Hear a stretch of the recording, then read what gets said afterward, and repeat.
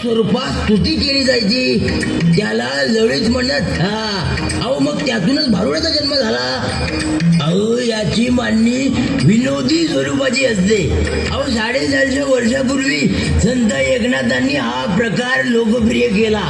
अहो त्यांनी पहिल्यांदा येडका या भारुडाची निर्मिती केली. अहो या भारुडाचं प्रामुख्यानं भजनी भारूड, सोंगी भारूड आणि कूट भारूड असे प्रकार पडतात. बरं चला तर मग मी तुम्हाला महाराष्ट्राची लोककला दाखवतो. भारूड. बारूद या माईला बारूद नाही हो, भारूड भारूड. घे पोत घे पाणी घे भाय घे गजगे घे कारबुजे मनी घे पाणी घे पोत. काय काय चाललंय आमचं कार्यक्रम? काय झाले तुझ्या घरामध्ये का चोरी करायला आले का डाका टाकायला आले? तुझ्या घरी काही चोरी करत नाही, काही डाका टाकत नाही. थोडा भाकरीचा पुटका देखील जाते. ए बाई काय येड लागले का? इकडे भाकरी नाही मिळत. काय मिळते मग? बर्गर मिळतो, पिझ्झा मिळतो, झालंच तर वडा पाव मिळतो.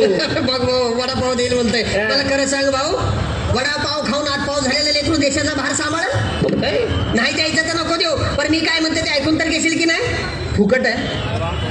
फुकट असलं तर घेईन म्हणतोय. ऐकून म्हणतात ना भाऊ, इकतचं असलं तर घेईना कोणी आणि फुकटचं असलं तर बापले दोन्ही. आणि फुकटचं फुकट का होईना, पण तू जर माझं ऐकून घेतलं ना तर बुरगुंडा होईल.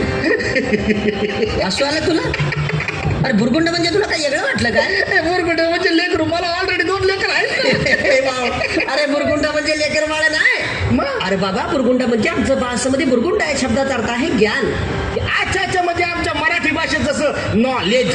तुला ज्ञान होईल की 4 युगाने 10 अवतार आमच्या तरध्यामध्ये असतात. तुझे आहे तुझं पाशी, परंतु तू जागा चुकलाशी. आणि तीच चुकलेली जागा दाखवण्यासाठी संतांनी ग्रंथांचं, भारुडांचं, वाङ्मयांचं निर्मिती केलेलं आहे. भाऊ मला सांग, एखाद्या वेळी ग्रंथ जुनं झालं त्याचं दुसरं आवृत्ती काढता येईल. भारूड जर फाटायला लागलं त्याचं झेरॉक्स करून ठेवता येईल. परंतु मला सांग भाऊ, त्या ग्रंथांचा संस्कार करून घेण्यासाठी या नरध्याची प्राप्ती आम्हाला परमात्माने करून दिली.